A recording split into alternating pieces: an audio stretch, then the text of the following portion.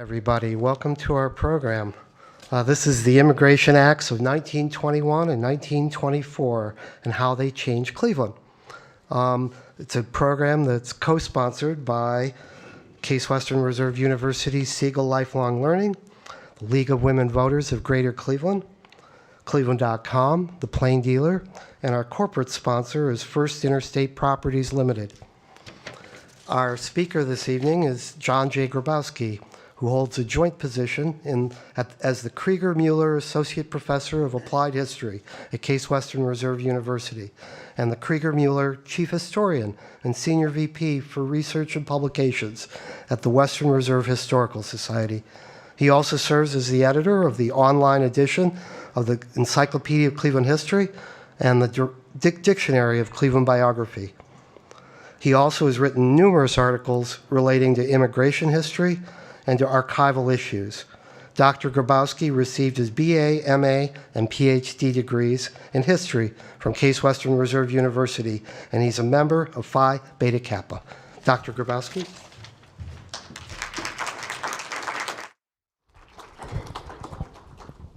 Thank you, Michael.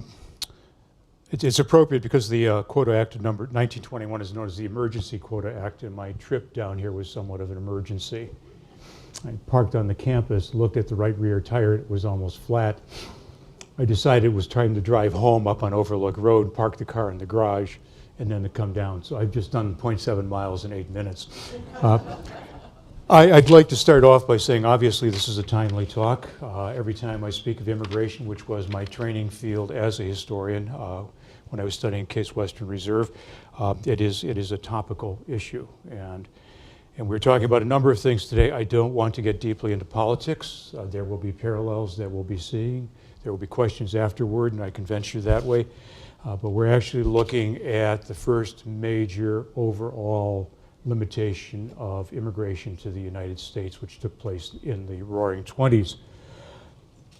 Michael and I have debated various titles for this, and I decided to call this Within the Quota and Without the Quota, examining the Immigration Acts of 1921 and 1924. And I've done so for a particular reason. This is 1923, it's Paris. This is a ballet, and it's the only ballet that was, the music for which was written by Cole Porter, who was an expatriate in Paris at that point.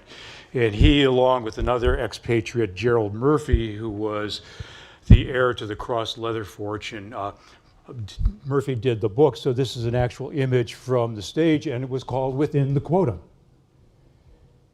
And the synopsis of this is an immigrant lands in America and meets successively a variety of American types, part real, part mythical, with whom he is already familiar through visits to the cinema.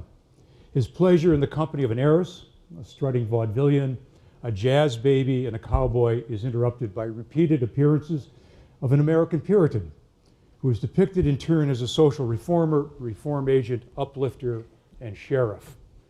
Finally, he meets the sweetheart of the world, a Mary Pickford-type character who embraces him, and to the accompaniment of clicking cameras oversees his metamorphosis from raw immigrant to movie star. Now, the title of this obviously was drawn from the Emergency Quota Act, which had passed in 1921, and so Murphy and Cole Porter were examining that. And fast forward to another Ivy League school. Porter was from Yale. This is Princeton in 2017, and they have reprised Within the Quota. And one might wonder why they decided to reprise it in 2017, and I will leave that wonderment to you. There is a lot on the web about the revival of this. By the way, Porter's music was thought to be lost, and it was finally found in an archive at Yale in 1970. I was tempted to show you the film, but I can go on long enough without AV. Let's do a background.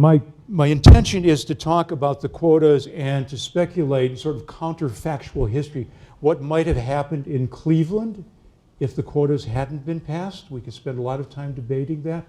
But we need to put this particular piece of legislation in the broader history of American immigration and also in the broader history of laws relating to American immigration. So these are the raw numbers, and I just take this up to 1965 because 1965, we'll get to at the end, that is when what is the basis of our current immigration law is passed. So you're looking at small numbers really in the years just after the revolution, but the big move predominantly from Western and Northern Europe begins in 1820 and 1860, 5 million people. Some historians, Roger Daniels, argues that that's probably the largest European migration out to the Americas in history at that point. From 1961 to 1924, and this is the period that's critical for us, it's 32 million people arriving in the United States. And so this sets up this move to limit and regulate immigration. And then under the Quota Acts and restriction, and you have to remember that parked in this time period, A, a depression, and B, a major war that are going to retard immigration even further. So that's the overview in numbers. When we look at percentages, and this is one of the things that we look at today, what percentage of foreign-born are there in the United States? What percentage before? Are we more foreign-born now than before? You can do the numbers here, and I decided to run it against New York City. I'll give you Cleveland later on, so we can look at that. You can remember this particular image. And you'll notice that major cities like New York, a port city, are always above the average in percentage of foreign-born. But the numbers in the United States are pretty steady. From the 1860s up into 1890 when they jump again to 14%. And then in 1920, just before the quota, they're at 13.2%. And by 1950, with restriction, they've dropped to 6.9%. I believe by 1970, the number is 5.9% foreign-born. Right now, we are looking at about 13 to 14% in the United States in terms of foreign-born, which is the effect of the recent Immigration Act. You'll notice how well New York holds on to that, but it still declines. Interestingly enough, and some of you may know this, that the federal government did not have control of immigration until really 1882. Really, there was a law, a court case in 1872 that challenged the states' rights to govern immigration. The states actually regulated immigration to port states. And what the states did was charge a tax on every immigrant coming in to defray what we would now call welfare costs. And that began to look like a tariff on foreign commerce, which then constitutionally belonged to the federal government. And the case booted immigration to, let me move this out of here, booted immigration to the federal government, but the federal government actually did not take control of it until 1882. So what we're looking at here is, this is New York, this is the tip of the Battery, this is pre-Ellis Island, this is Castle Garden, which was administered by the state of New York and then administered after 1882 by the federal government. And there are all sorts of things you can read here. Labor exchange, Arbeiterbüro, you notice that German is the second language here. Labor exchange. So all the touts, all the businesses were there working or preying upon the immigrants as they got off the ship. Now, remember, I'm going to be talking a lot about New York, but we're looking at almost all the major ports in the United States would absorb immigrants. Boston, Providence, Rhode Island would absorb immigrants. Galveston, New Mexico, many immigrants came through Philadelphia, but our focus has always been on New York, that primary port. Now, I would say here, if we're looking at a limiter on immigration, it's the fact that when immigration is driven by ship, it has to go through a port city in order to do mass immigration. So if we're looking at open land borders, there's another issue here. So I just want to tease you with some things that are going on. Not that ships don't offload illegally, not that ships don't come into major ports. When the government takes over, we begin to regulate immigration slowly. 1882 is the Chinese Exclusion Act, and I wander a lot, that's why I work with the lapel mic. And this is a cartoon basically saying the only one barred out. Enlightened American statesman, we must draw the line somewhere, you know. And the gate of liberty is closed to the Chinese, but notice communist, nihilist, socialist, Fenian, hoodlum, welcome, but no admission to Chinamen. And this is coming out of pressure on the West Coast, where the Chinese had begun arriving in 1849 for the gold rush. And by the 1870s and 1880s, huge amount of anti-Chinese discrimination and a worry that the Chinese were a labor force that could undercut any American worker. And notwithstanding, the Chinese were also not white and they were also not Christian. And so the labor parties in California pushed this move to ban the Chinese, and the United States government started the Chinese Exclusion Act, which would be renewed every 10 years until the 1940s, to the detriment of a long-standing treaty with China called the Burlingame Treaty. So we actually abrogated part of our treaty responsibilities in moving toward this popular sentiment that the Chinese could not be assimilated, the Chinese could never become Americans, the Chinese were unfair workers. Now, there are a lot of loopholes in that act, and that's another lecture, and if I'm invited back, maybe we could do that. But once you begin, then you get 1882, those likely to become a public charge. And so the laws over time will require that immigrants landing have a certain amount of cash in their pockets. Now, you'll see that percentage, it's a quarter, it's 25 cents initially, but it will go up. 1891, polygamists and people with loathsome and dangerous contagious diseases. And polygamists, you have to wonder why. Mormons. The Mormons were recruiting greatly in England, and Mormons were coming over to populate, move out to Utah, and there was an anti-Mormon feeling at that point, very strong. So the Mormons are out. Contagious and loathsome diseases, one that you probably know, most people know the Ellis Island lore, the trachoma, the eye disease, the button hook examination. That did not keep that many people out. We can talk about that later. 1903, other things were added: anarchists, saboteurs, epileptics, and beggars. Now, the question I've always had, and I have to look more deeply into the literature, is how did they know, without the benefit of the internet and sophisticated surveillance, that somebody was a saboteur or an anarchist?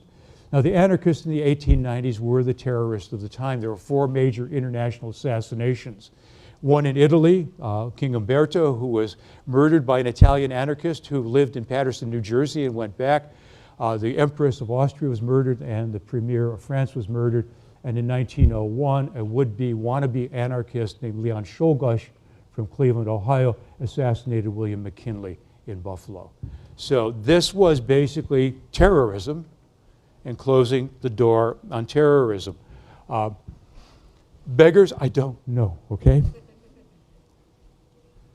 This is a more efficient door. This is, I do another talk in this, and I'm always amazed when people in the 1920s, when these 2 Quota Acts were passed, if you had told them that Ellis Island, which was the source of these people, would have become a national museum to immigration, they would have been somewhat stunned. But nevertheless, Ellis Island, the Island of Tears, relatively few people were turned back. 3 to 5% of those coming through Ellis were turned back. And a lot of that was due to the fact that the shipping companies, who really drove the immigrant chain in the 1880s, 90s, and early 1900s, larger and faster ships, the Germans competing with the English, competing with the French, competing with the Dutch to get the immigrant trade. They knew that if somebody returned back in the United States, it would be on their ticket that they would have to bring them back. So they actually did inspections at ports.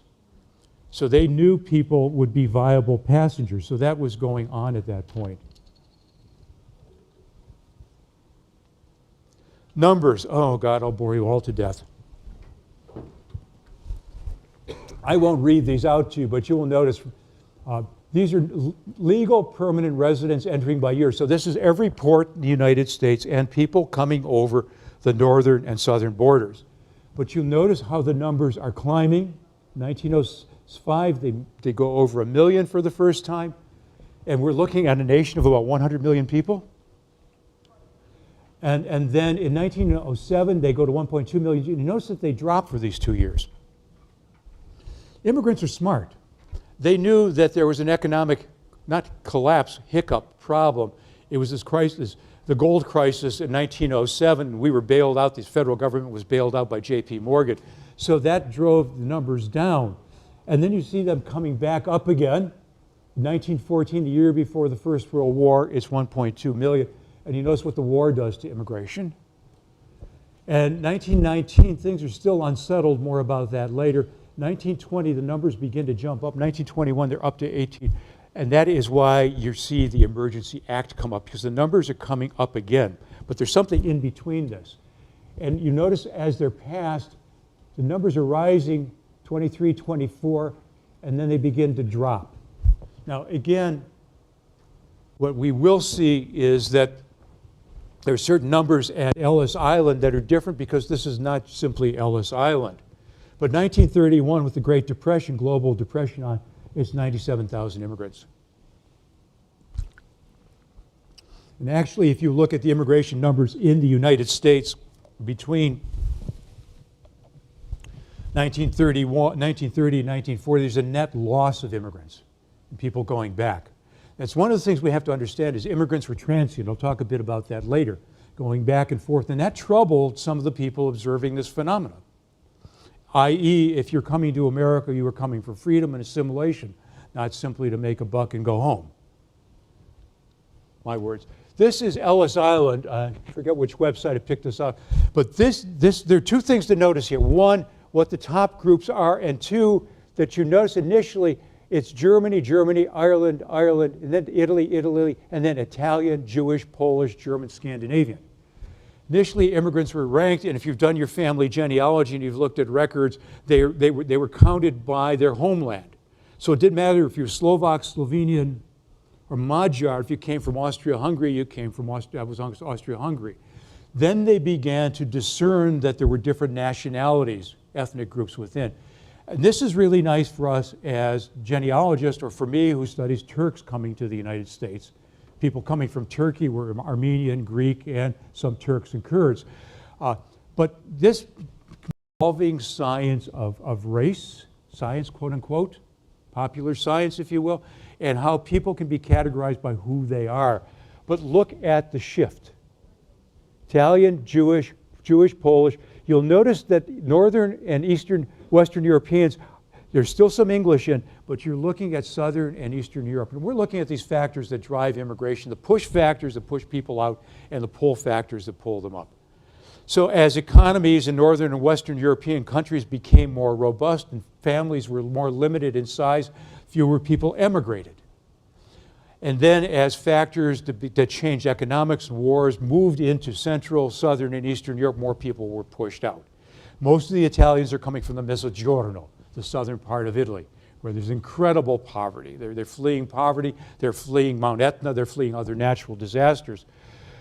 Look at the changes here, 15, 16, Italian still, 18, English, French, and 20, Italian, 22, Jewish, and then once you get the new quota in German, English, Scottish, we're going to go into that. So this is what the Quota Acts do. This is the preview. The Quota Acts do not simply limit immigration overall to a certain number per year.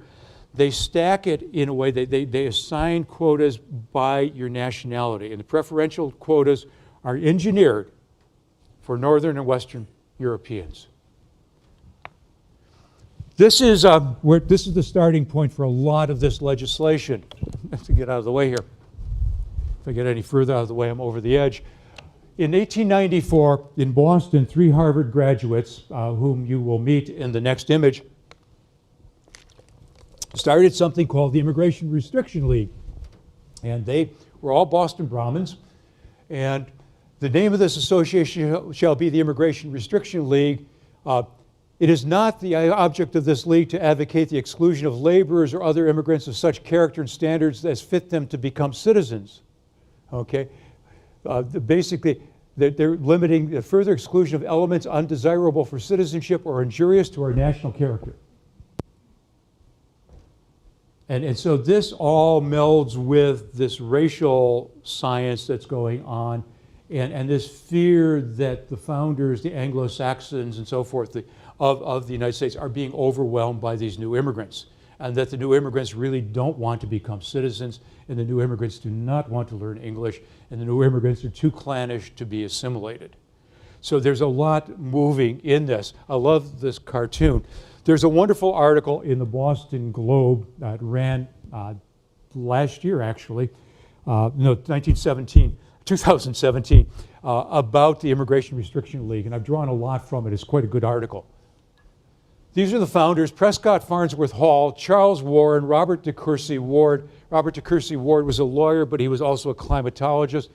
This Farnsworth Hall was the leader of the group. This was his passion. And what they wanted to do was find a way that you could legislate some sort of control over immigration, and a control that would weed out the people who were undesirable. And so the first gambit they came up with was a literacy test. That is, that people entering the United States would have to be able initially to read and write X number of words in their own language. The assumption here being that people in Central, Southern, Eastern Europe were not literate, poorly schooled, and would be weeded out by this. As a matter of fact, Hall was able to go to Ellis Island in 1895, 3 years after it opened, and he watched the people coming in. He had these suppositions when he saw the Eastern and Southern Europeans coming in. They're darker skinned, they're dressed differently, they seemed to be absolutely alien to what was going on in the United States. So that's what the impetus was. There wasn't an overall number. It was simply keeping the undesirable elements, their words, not mine, out. And they had a champion. The head of the Immigration Committee in Congress was none other than Henry Cabot Lodge. Now, I have to be kind on Henry Cabot because he was a historian. He was trained at Harvard, and his mentor was Henry Adams.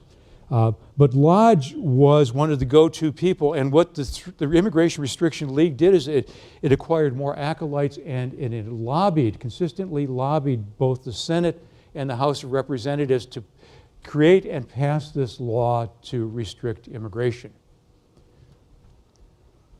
Now, while all this is going on, something else is happening which is very important. In 1906, we create what is now Homeland Security, but then the Immigration and Naturalization Service, because there's a little wheel in this, that letting people into the country was one thing, giving them their citizenship, getting them through the court system was another. And this law required that people would get their citizenship through federal courts, not through any court in the land. So this gives overall federal court control. And they also wanted to begin enforcing something called aliens ineligible for citizenship.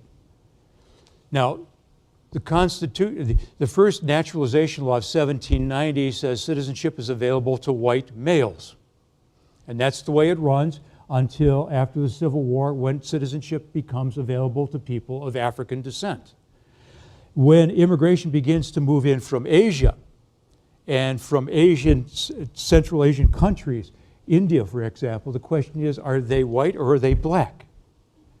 And they're neither. So they begin to be ruled as aliens ineligible for citizenship. There's a whole literature on this. It's a wonderful case. Well, it's not wonderful. It's an interesting case of a man who was a Sikh, immigrates, and he applies for citizenship, and he says, they basically say, you can't, you're not white and you're not black, and he takes them to court, and he brings in ethnographic specialists, and they say, well, you know, Asian Indians are members of the Aryan race, he should be a citizen, Aryans are cool, okay? And essentially, the judge rules, no, you can't, because when people see you on the street, you're an Asian. That's essentially my parsing of a difficult case. So there's another thing going on here. This becomes dicey in 1907. This is the Gentleman's Agreement. This is called Personal Presidential Diplomacy. 1905, the Japanese have just defeated the Russian Empire. They're people of Asian descent, Asian background, who are to be reckoned with. The peace treaty is engineered by Theodore Roosevelt in Portsmouth, New Hampshire. He gets the Nobel Peace Prize for this. The Japanese have a strong sense of pride, and they know what's happened to the Chinese. And they find out that in San Francisco, the schools are segregating against Japanese. They're moving them to separate schools, and they have a problem. They bring this to the attention of the United States government. And so Roosevelt negotiates a deal in which he convinces California to desegregate the schools, and then the Japanese government takes it upon itself not to issue passports to male Japanese workers going to the United States. That's called the Gentleman's Agreement. So that's another aspect of what some people at the time called the Yellow Peril. In 1907 to 1911, you still with me? William Dillingham, Vermont senator, is put in charge of a committee to study the immigration issues in the United States, and they issue I think it's a 42-volume report. They study immigration. This is the committee. this is part of the report, the Dictionary of Races or Peoples. And it's very interesting reading. You can find it online. There's an accessible copy online. But they categorize all these immigrant races and groups. And they take Italians apart and the Calabrians and so forth. They look at this. The report is issued, and what the report says is exactly what Farnsworth Hall and other people would have wanted it to say. And that is that the new immigration, their term, coming from Central, Southern, Eastern Europe, is different from the old immigration. The new immigration is more largely single male. The new immigration is more transient. They don't come to stay. The new immigration does not have the family values, does not have the educational background of the old immigration from Northern and Western Europe. So they compiled this incredible set of reports. There's a volume that devotes a lot of study to Cleveland. And it's really kind of a good picture, if you will, of what's going on. So the ammunition is piling up. Then in 1916, somebody who has befriended Farnsworth Hall and becomes active in the Immigration Restriction League, a man named Madison Grant, writes a book called The Passing of the Great Race. Grant's book sells about 15,000 copies, but it's influential. And I think you can read this as well as I can read it for you, where I've redlined it. But essentially, he's looking at eugenics and inherited characteristics and making suppositions and rulings about if the cross between a white man and an Indian is an Indian, the cross between a white man and a Negro and it's a Negro, the cross between a white man and a Hindu is a Hindu, and the cross between any of the three European races, Nordic, Alpine, and Mediterranean, and a Jew is a Jew. And so they're looking at eugenics, they're looking at sterilization, things that are going to roll about in the 1920s. Cold Harbor basically does eugenics work. It has changed since then. The other one I'll read too, because it is the result of unlimited immigration is showing plainly in the rapid decline in the birth rate of Native Americans, not Native Americans as in indigenous people. Because the poorer classes of colonial stock, where they still exist, will not bring children into the world to compete in the labor market with the Slovak, the Italian, the Syrian, and the Jew. The Native American is too proud to mix socially with them and is gradually withdrawing from the scene, abandoning to these aliens the land which he conquered and developed. The man of the old stock is being crowded out of many country districts by these foreigners, just as he is today being literally driven off the streets of New York by the swarms of Polish Jews. Now that's extreme, and not everybody thinks this way, but this is the literature that's being generated at this point. So the literacy test. This is the Americanese wall, not the Chinese wall, the Americanese wall. And you notice that there are pens sticking out of it, the land of the free. Uncle Sam, you're welcome in, but if you can climb it. So it's kind of, there's a pushback on what's going on. So the law is defeated in Congress first time in 1897. In 1912, you can read it, it's passed and is vetoed by President Taft. He regrets having to veto it, and we'll talk about why the vetoes are there. In 1915, it's passed and is vetoed by President Wilson, who thinks that reading and writing are not the characters. They've actually changed the law. It's just simply reading 40 words in the language that you're familiar with. That's what it is. But the pressures here, there is an immigrant lobby that is pushing against this law. But the biggest push against the law is from major industries that need immigrants to run the factories as unskilled labor. So they're looking at a labor force coming over. And so there's always this pushback of major industry against this law. In 1917, it's passed over Wilson's veto, and it becomes the law of the land. And these are both Democrats and Republicans passing this over Wilson's veto. And we're not going to parse this by party at all. And this is happening in 1917. It comes up just when the Germans resume unrestricted submarine warfare. So this is all rolled into the xenophobia that is coming up during the First World War period. So what does it do? Well, several things. It raises the head tax to $8 a person, which is substantial. And it also basically creates the Asiatic barred zone from which all immigration will be restricted. And there's the map which I stole from Wikipedia, okay? But you notice there's part of China there and Japan is out of it, but it's stretching all the way from Asia Minor through. And so unless you are coming as a minister, as a cleric, as a physician or somebody else, you cannot immigrate to the United States from those countries in Asia. So that's part of it. What happens, if you want to know the demise of the law, when it first goes into effect really at, I think it's 1919 when the immigration, they find that there are only like 1,500 people who fail the test. And it's one of these moments where, okay, what has happened in Europe, elementary school has expanded a bit, so even Italians are coming in with some basic reading. And particularly if you're looking at Jewish immigration from the Pale of Settlement. So who's reading the Torah? And what is Yiddish? So you're looking at a largely literate population coming in. So this does not work. It doesn't do the trick. And Farnsworth Hall then goes to what he's always wanted, and that is an overall limit on the number of people coming in. And by this time, Henry Cabot Lodge is pretty sick of the deal. And he's retiring from the Senate, and there's somebody else who's Prescott Gardner, I believe, and Isabel Stewart Gardner's nephew is in Congress, and he takes over the cause. Post-war, and it's a good time to look for immigration restriction because post-war is return to normalcy, race, radicalism, and immigration. Two images. This is Wall Street bombing in 1920. You know the 1919, 1920 with the Palmer raids, the anarchist bombings, the bomb left on Attorney General Palmer's porch that blew up. And so there's a wholesale roundup of red radicals brought in.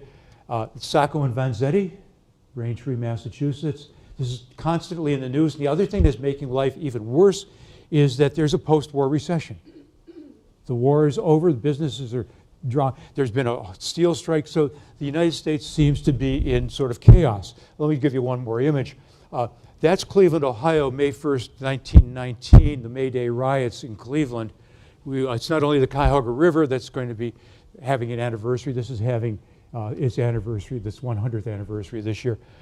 And this was led by Charles Ruthenberg, socialist who became the first secretary of the American Communist Party. Ruthenberg, by the way, for trivia, is a Clevelander born to German parents who was buried in the Kremlin wall. And they round them up, and the Russian Reds, the Soviet Ark, the ship Buford, they're all packed on, they're deported. Emma Goldman, Alexander Berkman, all the Reds are on this, and they're shipped over to the Soviet Union. Deportation. And there are advocacy groups. I don't know how many of you have seen this picture. This is iconic in the worst way. This is Pennsylvania Avenue. Ku Klux Klan is basically, the first one is almost extinguished, if you will, under President Grant's regime. The second one with the book, The Klansman, and then Birth of a Nation. The Klan rises again, Stone Mountain, Georgia. And its real headquarters is in Indiana. And it's quasi-Lions Club fraternal organization and quasi-terrorist organization. And their essential is they are anti-immigrant, they're anti-Jew, they're anti-Catholic, they're anti-black. So they're trying to return to what America was supposed to be. And in Detroit, Michigan, Dearborn, Michigan, Henry Ford is publishing the Dearborn Independent, which has one issue that goes international called the International Jew. And then he continues, and Ford finally in 1927 recants. So you have this incredible pressure. And if you're looking at where the population movement is coming from, we'll get into this, it is in that area, the eastern part of Germany, that eastern section between what we now know as the Soviet Union and Germany. There's chaos there between the white and red armies as Poland is being created, and the Jews are caught in the middle of this. So, surprisingly, the literate immigrants, here we go, about 1,400. By 1920, 52,000 were arriving, immigrants were arriving every month at Ellis Island. There's so many ships coming in, they had to divert some of them to Boston to offload. So you've got all this coming on, and the immigration restrictionists are looking at this. And substantially Italian and Jewish immigration is coming in at that point.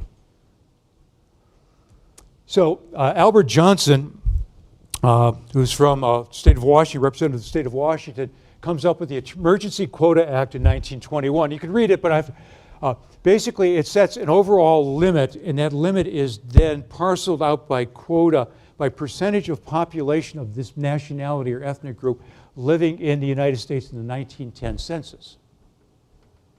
So they've limited it to 310,000 people. The story behind this is just absolutely incredible.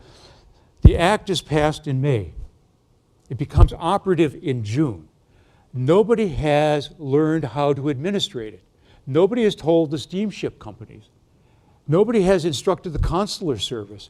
So there's absolute chaos going on. Shipping companies know that they're not going to be able to land more than X number of Slovenians. Okay?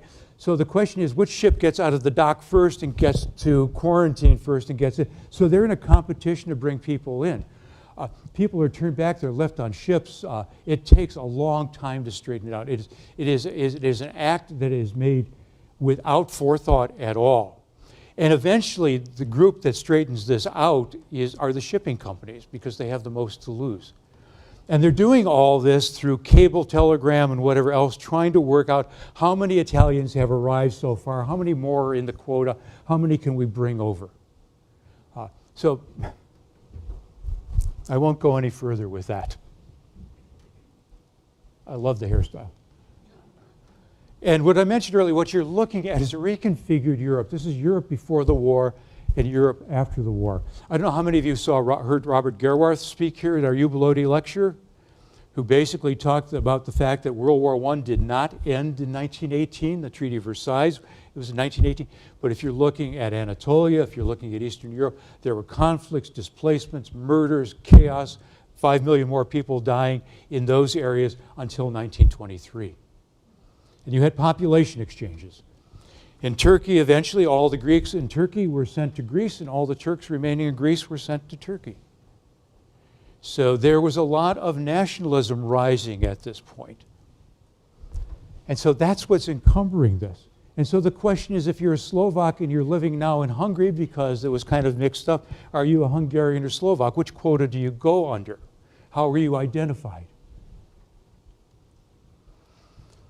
That act was supposed to be temporary. It was renewed for 2 more years. And in 1924, and this is the Johnson-Reed Act, Johnson's added again. They pass a permanent law, Second Quota Act. You can read the numbers as well as I can. This is President Coolidge signing it at the White House. Now, the fact that General Pershing is there doesn't mean he has anything to do with immigration, because he was also signing a military appropriations bill the same day. So that's a joint program. And there's an interesting story here, because the initial impetus was to do the quota, 165,000 people total, based on the percentage of those people in the 1890 census. Okay? In 1890, there weren't many Italians. Jewish population from Eastern Europe hadn't really gotten robust. So this was blatantly skewed. And so the question was, how could you get around this? Because the House passed it initially. And when it was first before the House, let me give the numbers. The House passed it 323 to 71. And then it went over to the Senate. And the Senate was problematic, because they felt that there were issues here that were just too blatant. So they decided, Reed came up with a system that he'd heard about from somebody else, and that is, don't base it on the census. Let's figure out what the actual proportion of these people are in the contemporary American population, national origins. And once we get those statistics, those percentages, that's how we'll enforce it. So America will always stay the same percentage of what it is, year after year after year. And so this is, they don't do that until 1929, and they drop it to 154,000 total. Now, ladies and gentlemen, neither of these acts has quotas for the Western Hemisphere. Western Hemisphere does not get a quota until 1965. So why do we not regulate immigration from Canada, Mexico, and Latin America. A, because the Monroe Doctrine, and this is our hemisphere, that's one argument. B, because when these acts were being discussed, Mexican labor, 50,000 Mexicans came over the border between 1900 and 1910. Between 1910 and 1920, I believe, don't quote me on this, the number's 500,000. There's a revolution going on in Mexico. The businesses and so forth in the Southwest and the West had gotten used to transient Mexican labor, and they did not want that impeded. They did put a head tax on Mexicans at $10 apiece, but they left that gate open. That has been a traditionally open gate for a long time, until 1965. Some of you may remember, if I get out of my time frame here, the Bracero program. During World War II, when labor was short, the Bracero program basically invited Mexicans to come over, work, go home. That was continued right into the Kennedy administration. So there are other little historical threads here, but let me stay where I am. So you've signed that. Here are the quotas. Let me move out of your way. Great Britain and Northern Ireland, 34,000. Italy, 3,845. Now, the only people who could come outside of the quota were the wives and children of American citizens. So there was still family reunification, but if you're reunifying your family, they were counted against the quota, unless you were an American citizen. The other thing this act did is it basically barred anybody coming who was ineligible for citizenship. That meant the Japanese could no longer come, which did not sit well with the Japanese. And some historians argue that this is part of a dissatisfaction the Japanese Empire had with the United States. But you can see how these are worked out.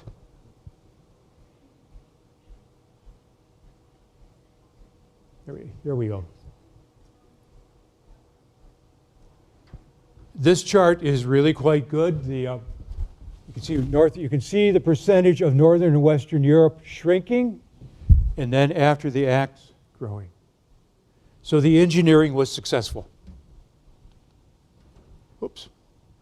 Okay, so you know about the quota, and when I was talking to Michael Barron before, I said I was going to do some what did this do to Cleveland? And this is speculative. Contrafactual history is always speculative because there are too many things going on. Let's look at Cleveland first.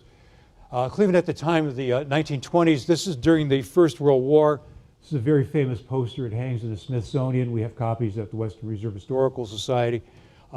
The young person speaking to the old, telling his parents to come to school and learn English, learn the language of America. And in 1916, the Shakespeare Garden is started, but the concept of the cultural gardens is started in 1926 by Jenny Zwick, Charles Wolfram, and Leo Weidenthal. And we want to explore that a little bit further. Cleveland, in the years after the Civil War, particularly after 1880, begins to absorb a lot of Southern and Eastern European immigrants and Italians. I mean, that's the little Italy's roots, big Italy's roots are there. The old German Jewish community is here, but the community from Eastern Europe really begins to grow after the first pogroms in the 1880s, and that begins to expand. There's a lot of Jewish migration from New York to Cleveland as well.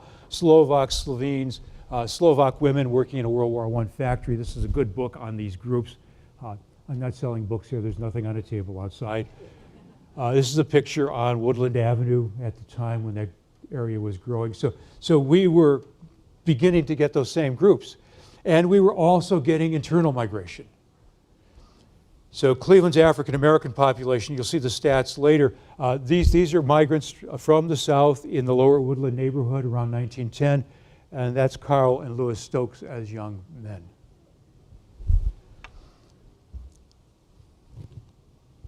So if we're looking at Cleveland over time,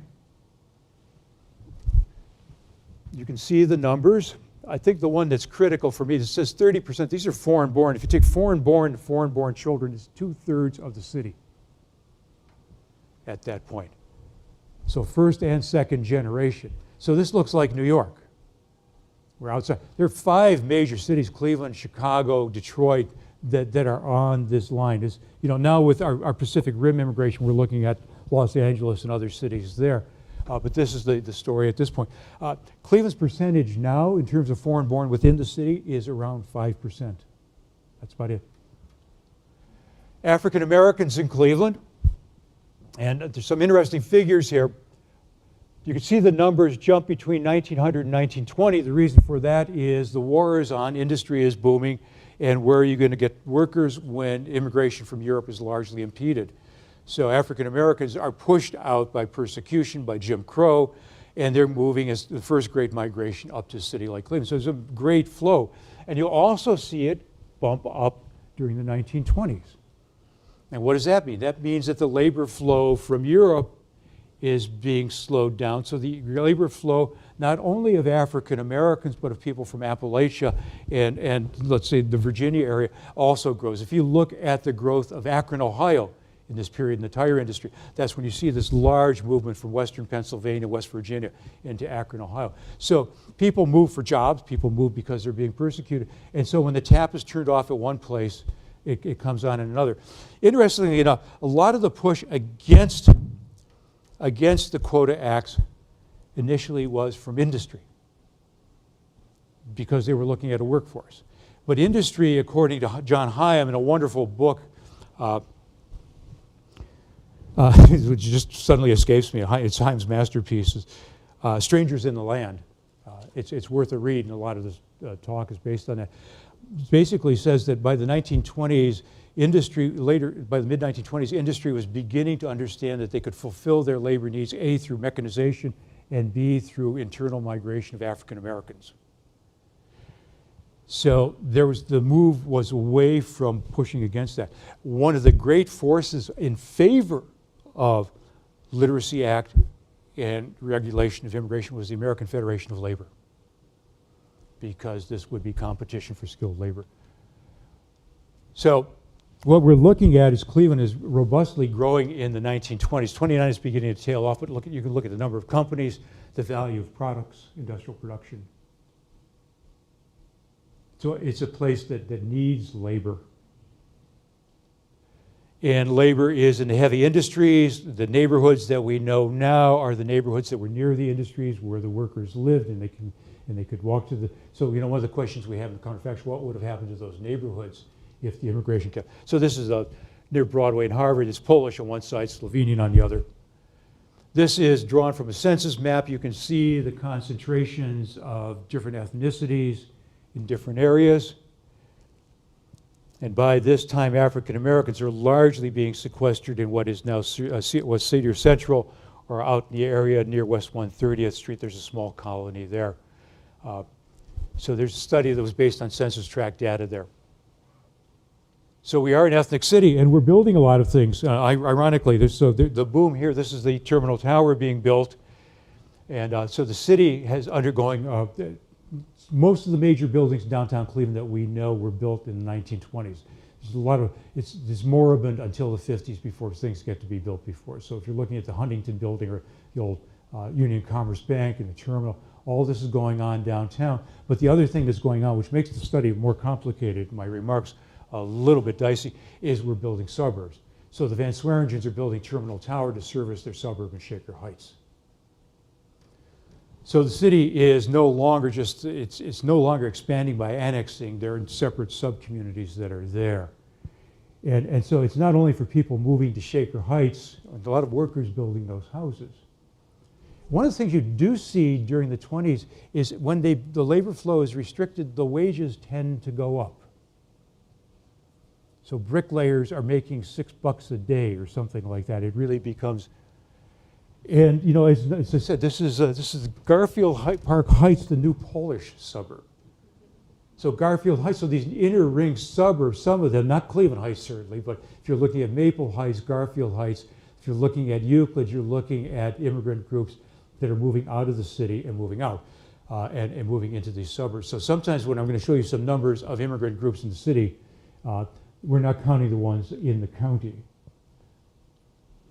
Okay, the quota in Cleveland. Okay, looking at population by identity. I searched in our newspaper database under quota. I searched under aliens. in May and June of 1921. I could find very little in the newspaper about those acts. It's like it never happened. Now, if I were reading La Voce del Popolo Italiano or the Jiddische Welt, I might have found something else, but I couldn't excise it from those. So there's a little story up there. You see, enforce act to restrict aliens. There it is. This is the plain dealer just after the act comes in. I'll read it to you. Immigration officials began today enforcement of the immigration bill restricting entry of aliens to 3% of the nationals of their country in the United States at the time of the 1910 census. A rush of immigrants was expected during the next 2 months, and in case of most countries, the bars would have to be put up long before the end of the year. Only 30% of the total quota of any given country, 20% can enter each month. So that's another thing that's going on.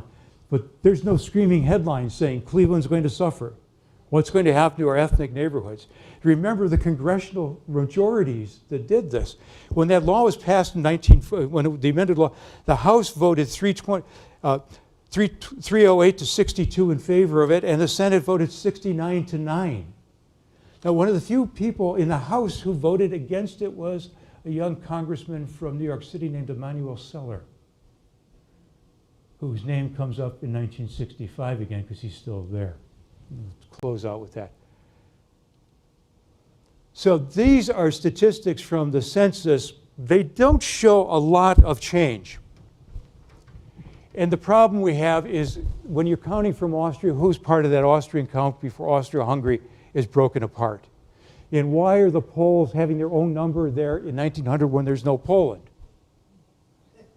Okay? And it may be because they're doing that ethnic thing at Ellis Island or someplace else, and they're counting those numbers, and they're getting the sense. I don't have an answer for that. But you begin to see the drop, if you look at Italian, large growth, and by 1940 it's beginning to wane. Poland begins to drop as well. Russia, which read Jewish, or read Carpatho-Russian, don't read Great Russian. And so you're looking at the numbers going up, and then they're dropping down seriously by 1930. Now, I don't know what's happening here. Does that mean suburbanization? I doubt it, even though Cleveland Heights was beginning to see its first Jewish residents. So these are open questions, but there is a drop. Yugoslavia drops as well. So it's not immense. But it would have grown, wouldn't it? That's the question. What if? There are things that we have to consider, and I put these up as prompts. Local, national, and international economics. Could the 20s continue to have roared? Would there inevitably had been a depression, a collapse of the U.S. market, if we'd allowed more immigrants in? I doubt it. I think that still would have occurred. And so I will argue that even if we didn't have the Quota Act, by 1929, 1930, the American economy still would have overexpanded. It would have been too much credit, and people would not have come. They would have left. That may have stopped, unless they had to come because their lives were in danger, or unless they wanted to come because their family was already here. That's one of the things the Quota Act makes very difficult, is reuniting families. If you have a large family and the quota is filled, you bring them over one by one. So that's one. Global politics, policies and persecutions, Gerwarth's work again, the consequences of World War I. They're still going to go on. There still is going to be chaos between the whites and the reds after the Bolshevik Revolution. There still is going to be contretemps between Poland and Russia. There still is going to be the rise, I would argue, of nationalism in Germany because of the Versailles Treaty and the reparations, even though the United States tries to help. I mean, these are all speculative things. So these new nationalisms, Mussolini is already in the seat in Italy, and he's building a nationalism. Ataturk is doing the same thing in Turkey. So I don't know where we're going. The migration dynamics, this is what sort of pushes against this. Whoops. we're looking at migration chains.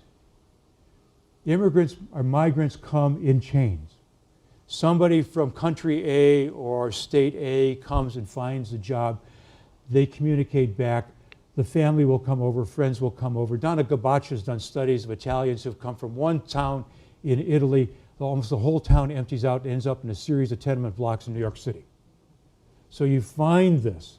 So I would argue that those migration chains from Italy, from Germany, and Poland might still have continued into the end of the 1920s. There would have been more Poles, more Italians, more Jews coming into Cleveland. So you have those, and the local, the national migration chain, the local, and the family reunification coming in. So there would have been more, but up to a point. But the other thing that makes this compounded is return migration.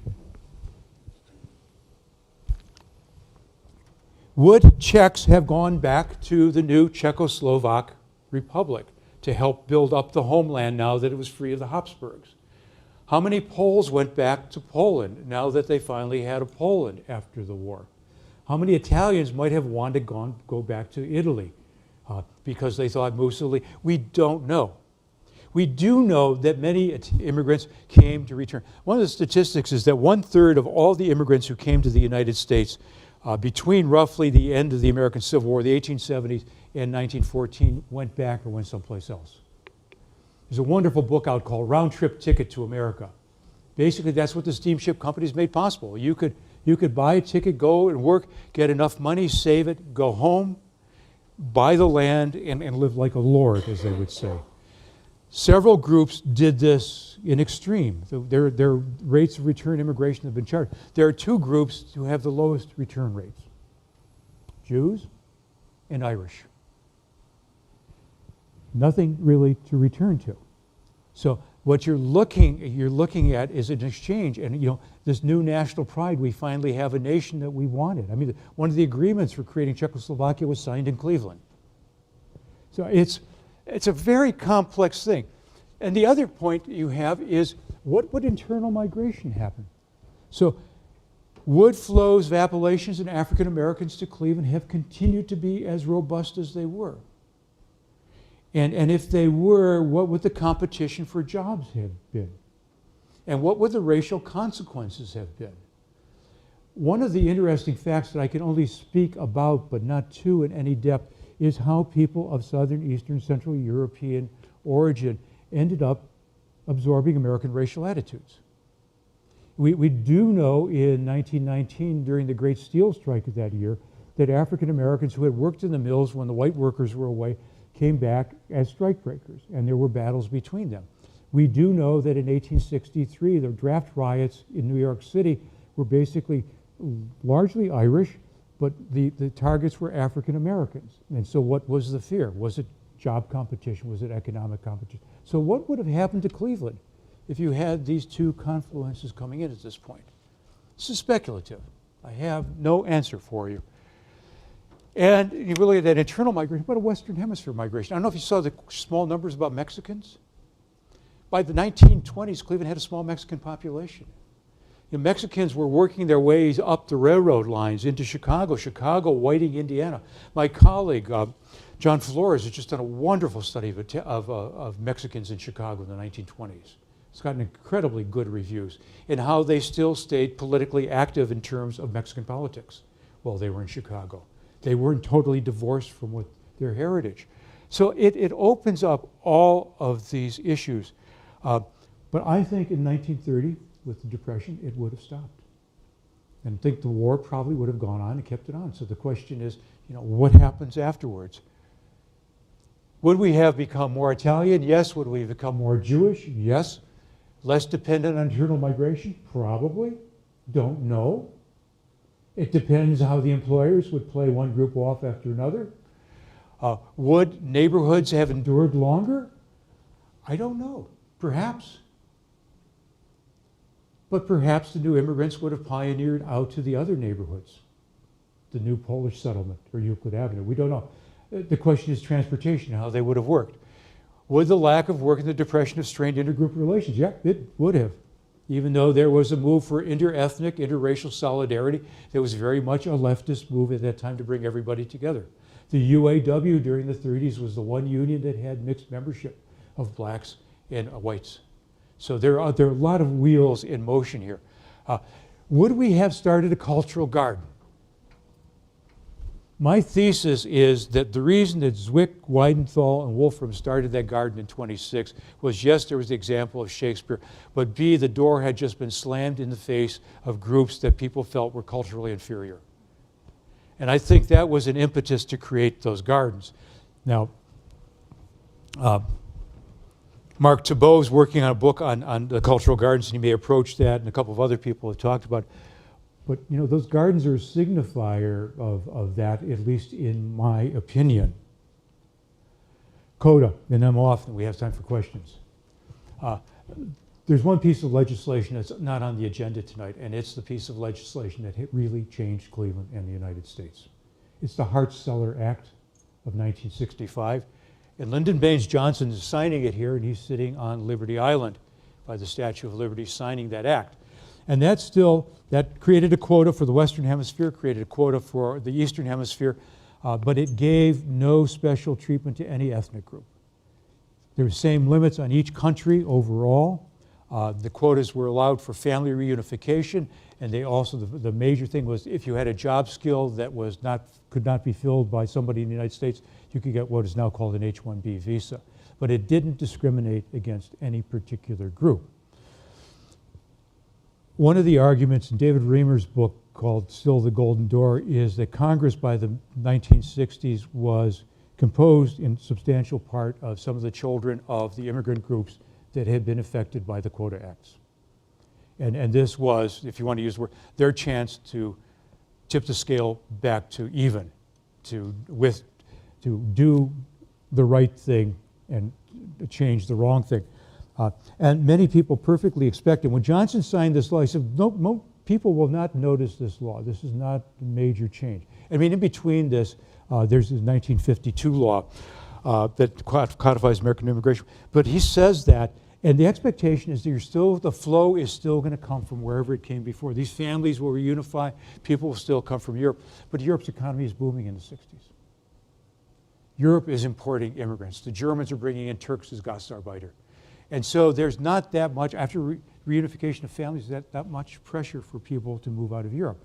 The population pressures, the push factors have moved to other parts of the world. South America, Mexico, the Middle East, the Pacific Rim, India. And so this new push factor, that's what changes immigration to where it is today, largely non-European, if you want to use those terms. And that immigration is looked upon by many people of European heritage as this is not like us. But then you can take and fill in the last line by yourself. But this is the law that really changes Cleveland. It changes this campus. It changes everything. It is a global law that responds to it, acts. What I think what legislators are ignorant of many instances are and I'm not a legislator, and I never want to be one. I'll never go there. They're ignorant of are the dynamics of immigration and how they can change over time, where push factors will change, how pull factors will change, where wars will break out, where persecutions will occur, and how we will deal with those things at our door. Do we need to regulate immigration? Yes, we do. Do we need a reasonable law? Yes, we do. But this is a world in motion. And the other thing we did not talk about, and I'll close out with this, is the technology of moving. It's the steamships, Hamburg America, Hapag Lloyd, Cunard, that made that major movement possible. It's the telegraph and telegram that allowed immigrants to get news of what was happening in the United States, to know that there was a panic in 1907. It wasn't a good time to come. Those means of transportation, those means of communication have changed remarkably now. And the population pressures on the globe, 7 billion of us, are going to put more people in motion all the time. Cleveland will continue to change. I'll leave it with that. Thank you.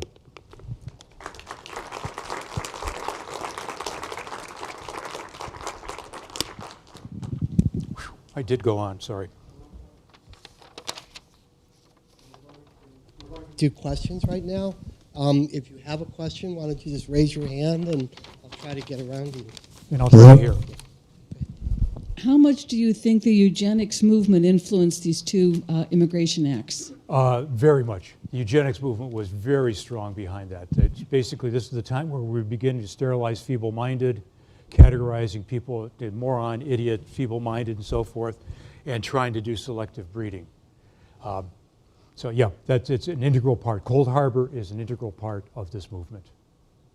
What role, in terms of influence, these immigration policies relevant to the imperial nature of the United States in terms of Pax Americana, and what the euphemisms around intervention, humanitarian intervention, and these euphemisms based on a sphere of influence and a hegemony? Right.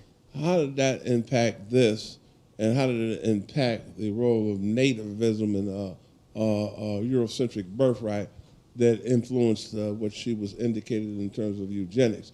Because it seems to be there were some nebulous justifications, well, in terms of a veneer. But what do you feel is the underlying issues around the imperial hegemony, intervention, Pax Americana, and the issues around birthright and nativism that reflect in this particular, as a historian?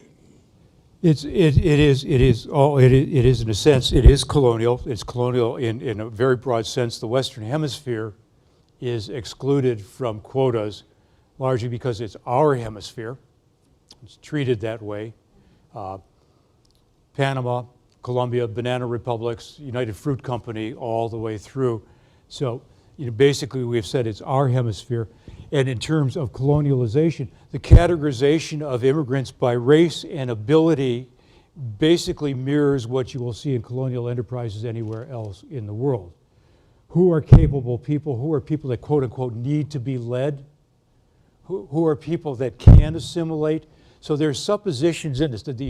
There's a popular book by William Z. Ripley called The Races of the World, I believe, in the 1880s. And essentially it categorizes colonial races by who they are, and not only gives them the physiognomy that's supposed to be typical of them, but also classifies what their capabilities are. And so when you get to what's coming out of the Immigration Restriction League, which is the Anglo-Saxon race, basically the conquering race. That's essentially what you're looking at, a Darwinian interpretation of this as well. So that's what they're talking, and that's what Madison Grant is writing about. He's basically writing about the fact that those quotations there, that you're losing your racial power if you're Anglo-Saxon by intermarrying with somebody who is not Anglo-Saxon. So he's talking almost about a genetic continuity there. It's prevalent, still prevalent. There was a great deal of anti-German hysteria in the U.S. and in Cleveland during and immediately after World War I. Yet a few years later, in these quotas, Germany got the highest quota amount. Can you comment on that? What is going on? I don't know if anybody really thought about that, but they were looking, they basically had to. The National Origins Act is loaded in regard to people who have been here longer because they've generated more generations. So it's not just about German immigrants who are resident in the United States, it's about people of German heritage. So if you look at English and generational expansion, if you look at German, the older immigrant groups and German expansion, the quotas, the national origin quotas are always going to be higher because they have produced more offspring over more generations.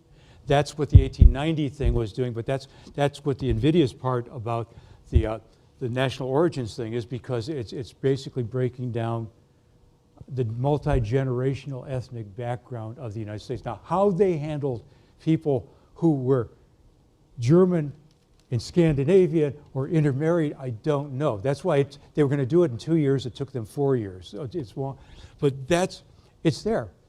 And the irony about some of this is that one of the first gardens in the cultural gardens, not the first, but one, is the German garden. This is what's like 10 to 15 years after the end of the war and anti-German hysteria. Okay, next question. John, in your early statistics, you have Jews listed, but when the acts come along, they are done by nation. And how is that figured out, particularly because of the mobility of certain, Jews in Europe, but the way they were tracked appeared to be totally different? I don't, that's a very good question, because I don't know how they counted them unless they were looking at the Ellis Island input when they came in after they were categorizing race, or if they were looking at language spoken at home as given in the 1910 census. But religion was never a legitimate question when you came in. So there are never statistics for Catholics or Protestants. But that opens the questions, how did they determine the number of Jews in the United States at that point? Was the assumption that everybody who was coming from Russia who spoke Yiddish was Jewish? And did they extrapolate from that? What did they then do about German Jews? Did they count them as Germans or Jews? Where does that go? I mean, this throws the monkey wrench in the whole thing, because you start these hard categorizations, and then you're looking at intermarriage, you're looking at all kinds of mobility. But they were literally looking for Jews, because that was the bête noire at that point. You're looking at the activities of the anarchists and so forth. That was all blamed on Jews. The Bolsheviks were Jews, so forth and so on. And the international Jew, that's what Henry Ford was spewing out at that point. So that's how they constructed those numbers, I don't know. I was amazed to find the one number in a reputable resource about the number of Jews who came in just before the Quota Act was passed. It was a substantial number, and it actually frightened the people in Washington. Now, they probably got that out of the literacy test at that point, because they probably requested a line to read in Yiddish. I'm guessing on that. It's tough. Yes, we got another question? Yes, in one of your earlier slides, you mentioned, the literature mentioned 3 European races, and nowadays no one seems to really care if you're Polish or Italian or British or German or whatever it is. When did, if you will, whiteness, in air quotes, coalesce into one unified thing as opposed to Southern European, Jewish, Polish, German, British, whatever it is? Yeah, that's when the Italians became white, when the Jews became white, this whole area of whiteness studies.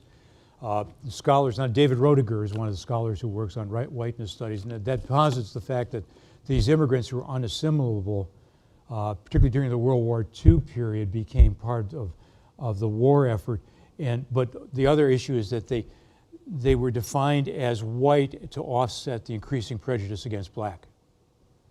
Or did they define themselves, or were they defined in that way?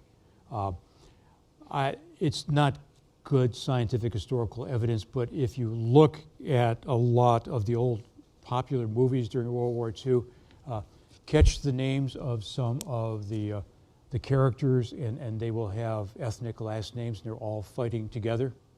And the only person you won't see fighting with them is the African American, because he's off in a segregated unit someplace. So there's a lot of argument in academia about the validity of whiteness studies. One of my colleagues argues against them, basically saying that people still retain their identities. And I see that with the burgeoning issue of genealogy. A lot of identity recovery began in the 1960s. And I think a lot of white identity recovery followed on African Americans saying that we are of African ancestry and we're going to recapture our identity. And so that's when you begin to see this, roots is something that sparks a larger cognizance of identity. So it cuts both ways, and we could go to Germany now and see what Angela Merkel's dealing with in terms of Germans feeling totally European. I'm not sure that's quite there in some parts of former Eastern Germany yet. Could you please use the microphone? Oh, okay. I thought this was still working. Is it? Am I on? Okay. Am I better? Yeah. Could you draw a line to today, please? Yeah, I guess the line I will draw, without trying to be political, is that fear is a good way to power. because that's what was being inculcated by the eugenicists. That's what was being inculcated by the racists. That was the basis of the Quota Acts, that America would cease to be America if these people who were different were allowed in. Now, you can draw your own line from that, but a lot of people have used fear for power. It's a constant in every history that you read. I find it hugely troubling. John, I have a question. Yeah. Bottom line, if it hadn't been for immigration restrictions, would Northeast Ohio have larger population today than it does? No. I'm basically looking at a lot of things that have occurred since. And again, the one point we're talking about is change that one law, and everything else that happens globally changes. Decolonialization changes, okay? All these things. Labor markets, transportation, shipment of goods from elsewhere, natural resources. I think all that would have preceded, Michael. And the question, our population loss here is partially the deindustrialization of the city. And so, we may have had a larger city at one point, but deindustrialization probably still would have occurred. That's contrafactual history is so interesting. But they're so, it's the world's biggest chessboard. Because as somebody once told me, a non-historian said, history is the story of millions, if not billions, of people over time, all of their stories weaving together, intersecting and creating the present. And so the typical sci-fi thing is you remove one person out, what happens to all the rest? What's the key pin? Yes. When did the whites start coming together to oppose the other, because I know the Irish, they were white too, but they were treated like dirt. Mm-hmm. Well, it's no Irish need apply that standard talk. The interesting thing about that, and we're going to get into whiteness studies. One of the leaders of the anti-Chinese movement in California was a man named Dennis Kearney, Irish American. And so Dennis Kearney was the epitome of the white man in California vis-a-vis the Chinaman. And by the late 19th century, Irish began to assimilate. Again, we're looking at major individual stories, and then when we get into group speak to talk about the Poles or the Irish or the Jews, we get into dicey territory at times. The Germans, too, who were called the Dutch, became prosperous citizens and were welcomed in until World War I, when they became the ultimate other as an enemy and were vilified. And this, the Poles are now in. Being Italian is now cool, right? Yeah, supposedly. And the Italians were out, and now that's it. It's difficult to answer that. And you could say, well, we suffered that too, or we suffered that too, and they were persecuted too. But I think what we need to look is the mechanisms and understand the mechanisms over time and how they work and what the reaction is. Thank you very much, John. Thank you. We're going to move now into a very brief, is Lynn here? Good, nice to see you. This is Lynn Tramonte, and she's going to give just a very brief talk about where we're at right now in terms of immigration policy. Very brief, less than 5 minutes. Hi, everybody. My name's Lynn Tramonte. I'm with the Ohio Immigrant Alliance. We are a statewide organization, advocacy group that is trying to make Ohio a more welcoming place for immigrants, and we've got some good friends here in the audience who work with us in that goal.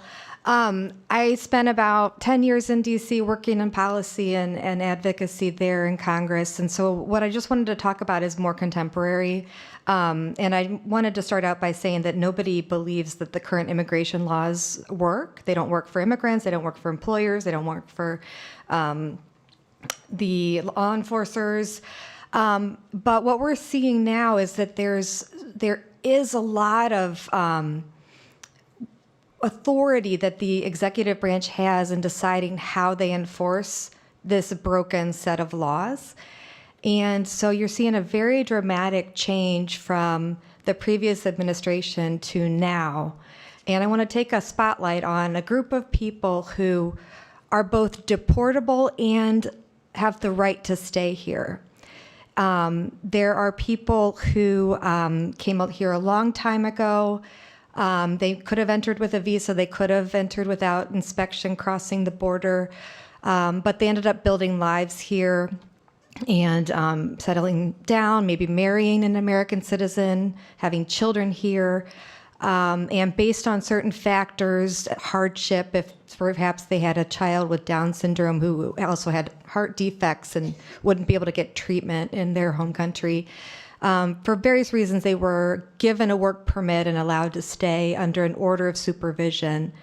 Ohio has many people in this situation.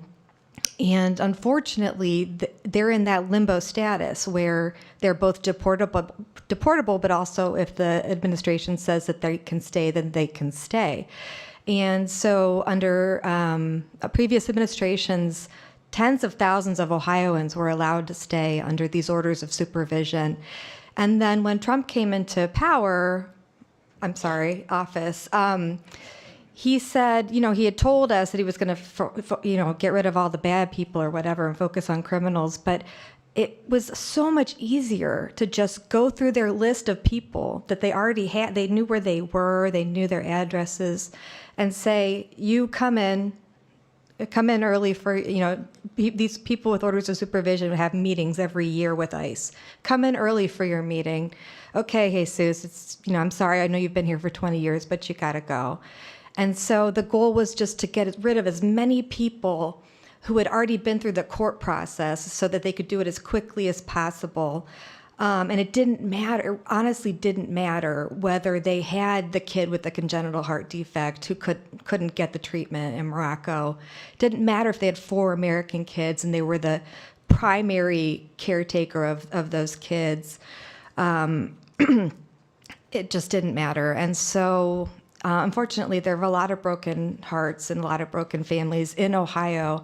And the headlines, of course, have been at the border and about refugees from Central America coming here with children. And, why are they doing that? What are they fleeing? What do we do with them when they get here? And there's been a beautiful humanitarian response from Americans who don't quite get exactly what's happening, but they know that there's something there and that it can't be, our attitude can't be to completely close our borders to people in need. But what maybe you don't know is that there's kids in Ohio tonight who are missing their moms and dads. There are kids who are crying. There are kids who are going through the worst traumatic experience. There are kids who have killed themselves. An 11-year-old girl in Painesville killed herself a couple years ago after her father was deported. And if you want to look that up, Connie Schultz wrote a column about that. So just remember this is happening in our own backyard too. Again, we do need to fix the immigration laws. I'm a big proponent of that. But until Congress gets the will to do that, there are so many things that we're doing right now that are really you would be shocked to know what's happening. I guess one more last thing I'll talk about is the Mauritanians. This is another group of people who have been living here on orders of supervision for 20 years. They fled Mauritania, genocide in the early 1990s. Many of them got asylum and now have green cards and citizenship. Many lost their cases because they had bad lawyers or they were confused about how to bring a good case, not because they weren't refugees. So they had orders of supervision. Now they're being deported, and when they're deported, they're from the African ethnic group, and the ruling ethnic group is lighter-skinned Berber, Arab, Moors. So when they're deported, they're stateless again. It's a crime to be in Mauritania without a document. They're put in jail. The jails are torture. And they stay there until their family member pays a bribe to get them out, and then they immediately flee. I only know of one man who still lives in Mauritania who's been deported. There have been about 100 deported. Everybody else is they're refugees again. They're trying to get somewhere else. Ohio has the largest number of Mauritanians in the U.S., and I've been working with them and a lot of leaders in Columbus and Cincinnati to try to stop these deportations of real refugees. If you're interested in hearing more about any of this work or getting involved in any way, I have cards. I have you can sign up here. It's the Ohio Immigrant Alliance on Facebook. And just thank you for your time and have a good night.